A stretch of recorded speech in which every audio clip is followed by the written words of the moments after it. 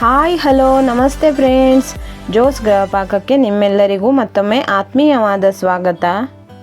ಇವತ್ತು ನಾನು ಸಬ್ಬಕ್ಕಿಯನ್ನು ಉಪಯೋಗಿಸಿಕೊಂಡು ಅತ್ಯಂತ ರುಚಿಯಾದ ಅಷ್ಟೇ ಸರಳವಾದ ಬೆಳಗಿನ ತಿಂಡಿನ ಹೇಗೆ ಮಾಡೋದು ಅಂತ ತೋರಿಸ್ಕೊಡ್ತಾ ಇದ್ದೀನಿ. ಬನ್ನಿ ಹಾಗಿದ್ರೆ ಹೇಗೆ ಮಾಡೋದು ಅಂತ ನೋಡೋಣ. ಮೊದಲಿಗೆ ನಾನಿಲ್ಲಿ 1 ಲೋಟ ಆಗುವಷ್ಟು ಸಾಬುದಾಣೆಯನ್ನು ತಗೊಂಡು ಅದಕ್ಕೆ ನೀರನ್ನು ಹಾಕಿ ಚೆನ್ನಾಗಿ ತೊಳೆದು ಈ ಲೋಟದಲ್ಲಿ 1/4 ಲೋಟ ಆಗುವಷ್ಟು ನೀರನ್ನು ಹಾಕಿ ಇದನ್ನು 4 ರಿಂದ 5 ಗಂಟೆಗಳ ಕಾಲ ಚೆನ್ನಾಗಿ ನೆನೆಸಿ ಇಟ್ಕೊಂಡಿದ್ದೀನಿ. ನೋಡಿ, ಇವಾಗ ಇದು ಹದವಾಗಿ ನೆಂದಿದೆ. ಈ ಥರ ಕೈಯಲ್ಲಿ ಒಂದು ಸಾಬುದಾಣೆಯನ್ನು ತಗೊಂಡು ನೋಡಿದ್ರೆ ನಿಮಗೆ ಗೊತ್ತಾಗತ್ತೆ. ನಂತರದಲ್ಲಿ ಈ ಥರ ನೆಂದಿರುವ ಸಬ್ಬಕ್ಕಿಯನ್ನು ಕೈಯಿಂದ ಈ ಥರ ಒಂದ್ಸಲ ಚೆನ್ನಾಗಿ ಕಲಿಸ್ಕೋಬೇಕು.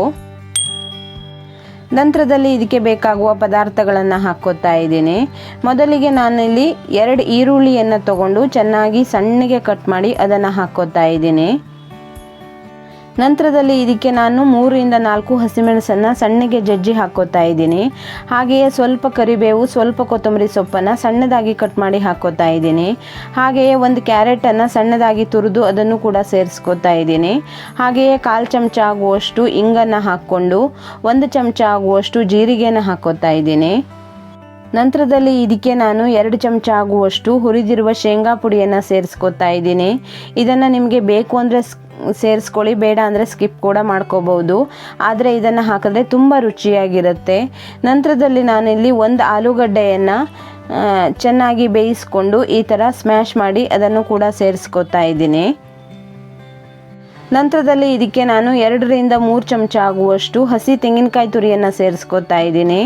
ನಂತರದಲ್ಲಿ ಇದಕ್ಕೆ ರುಚಿಗೆ ತಕ್ಕಷ್ಟು ಉಪ್ಪನ್ನು ಹಾಕ್ಕೊಂಡು ಚೆನ್ನಾಗಿ ಇದನ್ನು ಕೈಯಿಂದ ನೀರನ್ನು ಏನು ಹಾಕದೇನೆ ಒಂದ್ಸಲ ಚೆನ್ನಾಗಿ ಕಲಿಸ್ಕೋತಾ ಇದ್ದೀನಿ. ಇದನ್ನು ಕಲಿಸ್ಕೋಬೇಕಾದ್ರೆ ಮೊದಲೇ ನೀರನ್ನು ಹಾಕಿ ಕಲಿಸ್ಕೊಳ್ಳೋಕ್ಕೆ ಹೋಗಬೇಡಿ. ನಂತರ ನೀರನ್ನು ನೋಡಿಕೊಂಡು ಬೇಕು ಅಂದರೆ ಸ್ವಲ್ಪ ಹಾಕ್ಕೊಂಡು ಕಲಿಸ್ಕೋಬೇಕಾಗತ್ತೆ. ನೋಡಿ, ಇವಾಗ ಇದಕ್ಕೆ ನಾನು ಅರ್ಧ ಲೋಟ ಆಗುವಷ್ಟು ಅಕ್ಕಿ ಹಿಟ್ಟನ್ನು ಸೇರಿಸ್ಕೋತಾ ಇದ್ದೀನಿ. ನಾನಿಲ್ಲಿ 1 ಲೋಟ ಸಾಬುದಾನಿಗೆ ಅರ್ಧ ಲೋಟ ಆಗುವಷ್ಟು ಅಕ್ಕಿ ಹಿಟ್ಟನ್ನು ಸೇರಿಸ್ಕೋತಾ ಇದ್ದೀನಿ. ನಂತರ ಸ್ವಲ್ಪ ನೀರನ್ನು ಹಾಕ್ಕೊಂಡು ಇದನ್ನು ಕಲಿಸ್ಕೋತಾ ಇದ್ದೀನಿ. ಜಾಸ್ತಿ ನೀರನ್ನು ಹಾಕ್ಕೊಂಡು ತೆಳ್ಳಗೆ ಮಾಡ್ಕೊಳ್ಳೋಕ್ಕೆ ಹೋಗಬೇಡಿ. ನೋಡಿ, ಈ ಹದದಲ್ಲಿದ್ದರೆ ಸಾಕು. ನೋಡಿ, ಈ ಥರ ಇದನ್ನು ಕಲಿಸ್ಕೋಬೇಕಾಗತ್ತೆ. ನಂತರದಲ್ಲಿ ನಾನು ಈ ತಿಂಡಿಯನ್ನು ಮಾಡೋಕ್ಕೆ ಒಬ್ಬಟ್ಟು ಪೇಪರನ್ನು ತೊಗೊಂಡಿದ್ದೀನಿ. ಅದಕ್ಕೆ ಸ್ವಲ್ಪ ಎಣ್ಣೆ ಅಥವಾ ತುಪ್ಪವನ್ನು ಸವರ್ಕೊಂಡು ರೆಡಿ ಮಾಡಿಟ್ಕೊಂಡಿರುವ ಹಿಟ್ಟನ್ನು ಒಂದು ಮುದ್ದೆಯನ್ನಾಗಿ ಮಾಡಿಕೊಂಡು ಇದಕ್ಕೆ ಹಾಕಿ ಕೈಗೆ ಸ್ವಲ್ಪ ನೀರನ್ನು ಅಥವಾ ಎಣ್ಣೆಯನ್ನು ಹಾಕ್ಕೊಂಡು ಈ ಥರ ತಟ್ಕೋತಾ ಇದ್ದೀನಿ. ನಾನಿವತ್ತು ಮಾಡ್ತಾ ಇರೋದು ಸಬ್ಬಕ್ಕಿ ರೊಟ್ಟಿ. ತುಂಬ ರುಚಿಯಾಗಿರುತ್ತೆ. ಮಕ್ಕಳಿಂದ ಹಿಡಿದು ದೊಡ್ಡವ್ರ ತನಕ ಎಲ್ಲರೂ ಕೂಡ ಇಷ್ಟಪಟ್ಟು ತಿಂತಾರೆ. ಮಾಡೋದು ಕೂಡ ಅಷ್ಟೇ ಸುಲಭ. ಈ ರೊಟ್ಟಿಯನ್ನು ಮಾಡೋಕ್ಕೆ ನಿಮ್ಮ ಹತ್ರ ಬಾಳೆ ಎಲೆ ಇದ್ದರೆ ಅದರಲ್ಲಿ ಕೂಡ ನೀವು ಮಾಡ್ಕೋಬಹುದು. ನೋಡಿ, ಈ ಥರ ರೊಟ್ಟಿಯನ್ನು ತಟ್ಟಿಟ್ಕೊಂಡು ಈ ಕಡೆ ಕಾವಲಿ ಕೂಡ ಕಾಯಕ್ಕಿಟ್ಟಿದ್ದೆ, ಅದು ಕೂಡ ಹದವಾಗಿ ಕಾದಿದೆ. ಕಾದಿರುವ ಕಾವಲಿಗೆ ಸ್ವಲ್ಪ ಎಣ್ಣೆಯನ್ನು ಹಾಕ್ಕೊಂಡು ಸವರ್ಕೊಂಡು ರೆಡಿ ಮಾಡಿಟ್ಕೊಂಡಿರುವ ರೊಟ್ಟಿಯನ್ನು ಹಾಕಿ ನಿಧಾನಕ್ಕೆ ಒಬ್ಬಟ್ಟು ಪೇಪರನ್ನು ಎತ್ಕೋತಾ ಇದ್ದೀನಿ. ನೋಡಿ, ಒಬ್ಬಟ್ಟು ಪೇಪರನ್ನು ಇಳಿಸೋದು ಕೂಡ ಏನೂ ಕಷ್ಟ ಆಗಲ್ಲ. ಇವಾಗ ಮೇಲಿನಿಂದ ಸ್ವಲ್ಪ ಎಣ್ಣೆ ಅಥವಾ ತುಪ್ಪವನ್ನು ಹಾಕಿ ಎರಡೂ ಕಡೆನೂ ಚೆನ್ನಾಗಿ ಗರಿಗರಿಯಾಗೋವರೆಗೂ ಬೇಯಿಸ್ಕೋಬೇಕಾಗತ್ತೆ.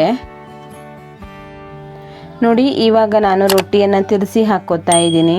ಎಷ್ಟು ಚೆನ್ನಾಗಿ ಬಂದಿದೆ ಅಂತ ನೀವೇ ನೋಡಿ. ತಿನ್ನೋಕ್ಕೂ ಕೂಡ ಅಷ್ಟೇ ರುಚಿಯಾಗಿರುತ್ತೆ. ಬಾಯಲ್ಲಿಟ್ಟರೆ ಕರಗೋಗುತ್ತೆ, ಅಷ್ಟು ಚೆನ್ನಾಗಿರುತ್ತೆ ರುಚಿ. ಮೇಲಿನಿಂದ ಇನ್ನೊಂದು ಸ್ವಲ್ಪ ಎಣ್ಣೆ ಅಥವಾ ತುಪ್ಪವನ್ನು ಹಾಕ್ಕೊಂಡು ಎರಡೂ ಕಡೆನೂ ಇದನ್ನು ಚೆನ್ನಾಗಿ ಬೇಯಿಸ್ಕೋಬೇಕಾಗತ್ತೆ.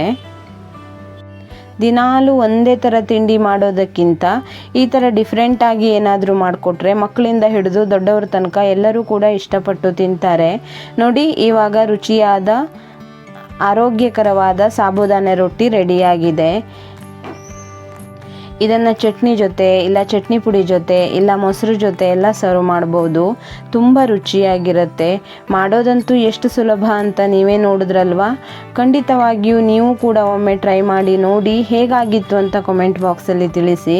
ಹಾಗೆಯೇ ನನ್ನ ಇವತ್ತಿನ ಈ ವಿಡಿಯೋ ನಿಮಗೆ ಇಷ್ಟವಾದರೆ ಲೈಕ್ ಮಾಡಿ, ಶೇರ್ ಮಾಡಿ, ಸಬ್ಸ್ಕ್ರೈಬ್ ಮಾಡಿ, ಪಕ್ಕದಲ್ಲಿರುವ ಬೆಲ್ ಬಟನ್ ಒತ್ತೋಕೆ ಮರಿಬೇಡಿ.